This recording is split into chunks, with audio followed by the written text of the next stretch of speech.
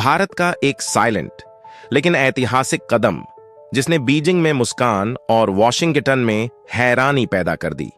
भारत ने 21वीं सदी की वैश्विक अर्थव्यवस्था में अपनी भूमिका को और मजबूत करने के इरादे से एक ऐसा बड़ा और दूरदर्शी फैसला लिया है जिसकी गूंज एशिया से लेकर अमेरिका तक सुनाई दे रही है। सरकार ने वैश्विक निवेश और औद्योगिक सहयोग को नई रफ्तार देने के लिए एक बिल्कुल नया ई प्रोडक्शन इन्वेस्टमेंट बिजनेस वीजा शुरू किया है, जिसे EB4 वीजा नाम दिया गया है।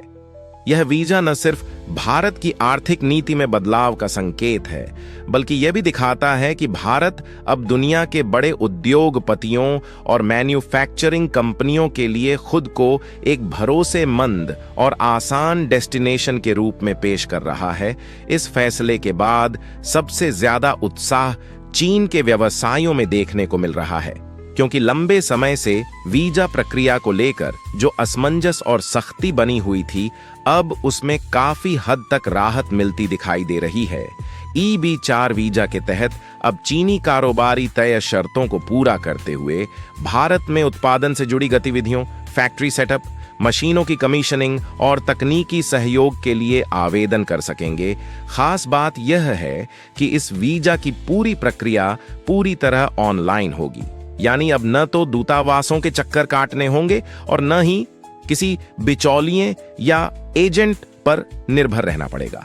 भारतीय दूतावास की ओर से जारी जानकारी के मुताबिक इस वीजा की शुरुआत 1 जनवरी 2026 से हो चुकी है और इसका मकसद पारदर्शिता बढ़ाने के साथ साथ समय और संसाधनों की बचत करना है। भारत में बिजनेस ट्रैवल और औद्योगिक सहयोग की बढ़ती मांग को देखते हुए यह कदम बेहद अहम माना जा रहा है, क्योंकि इससे भारत की छवि एक प्रो बिजनेस और ग्लोबल इन्वेस्टमेंट फ्रेंडली देश के रूप में और मजबूत होगी। EB4 वीजा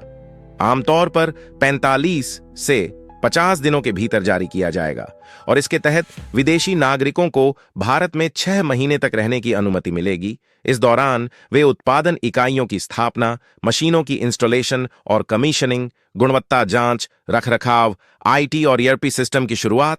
कर्मचारियों का प्रशिक्षण और सीनियर मैनेजमेंट तथा एग्जीक्यूटिव लेवल की जिम्मेदारियों को निभा सकेंगे। यह साफ संकेत है कि भारत अब सिर्फ निवेश बुलाने तक सीमित नहीं रहना चाहता, बल्कि वह टेक्नोलॉजी ट्रांसफर, स्किल डेवलपमेंट और लॉन्ग टर्म इंडस्ट्रियल ग्रोथ पर भी बराबर ध्यान दे रहा है। इस नीति से भारतीय कंपनियों को भी बड़ा फायदा होने वाला है, क्योंकि जो भारतीय कंपनियां चीनी नागरिकों या अन्य विदेशी विशेषज्ञों को EB4 वीजा पर आमंत्रित करना चाहेंगी, वे उद्योग और आंतरिक व्यापार संवर्धन विभाग यानी DPIIT के national single window system portal के जरिए आवेदन कर सकेंगी। इससे न सिर्फ प्रक्रिया आसान होगी, बल्कि विदेशी निवेश को जमीन पर उतारने में लगने वाला समय भी कम होगा। जानकारों का मानना है कि यह कदम make in India, startup India और आत्मनिर्भर भारत जैसे अभियानों को जमीनी स्तर पर और मजबूती देगा। वहीं दूसरी तरफ इस फैसले के कूटनीतिक मायने भी काफी गहरे हैं, क्योंकि भारत चीन संबंधों में जहां एक ओर राजनीतिक और सीमा से जुड़े तनाव समय समय पर सामने आते रहे हैं, वहीं दूसरी ओर आर्थिक और सांस्कृतिक संवाद को जिंदा रखने की कोशिशें भी लगातार जारी हैं। इसी कड़ी में शंघाई में भारत के महावाणिज्य दूत द्वारा चीन के एक ऐतिहासिक बौद्ध पैगोडा का दौरा किया जाना और उसे भारत में आयोजित बुद्ध से जुड़ी प्राचीन धरोहरों की भव्य प्रदर्शनी से जोड़ना इस बात का संकेत है कि भारत सॉफ्ट पावर और सांस्कृतिक कूटनीति को भी उतनी ही अहमियत दे रहा है। प्रधानमंत्री नरेंद्र मोदी ने इस प्रदर्शनी के उद्घाटन के दौरान भारत की प्राचीन सांस्कृतिक विरासत को दुनिया के सामने रखने पर जोर देते हुए यह साफ किया कि भारत न सिर्फ आर्थिक ताकत बनना चाहता है, बल्कि वह अपने सभ्यतागत मूल्यों के साथ वैश्विक मंच पर नेतृत्व की भूमिका निभाने के लिए भी तैयार है।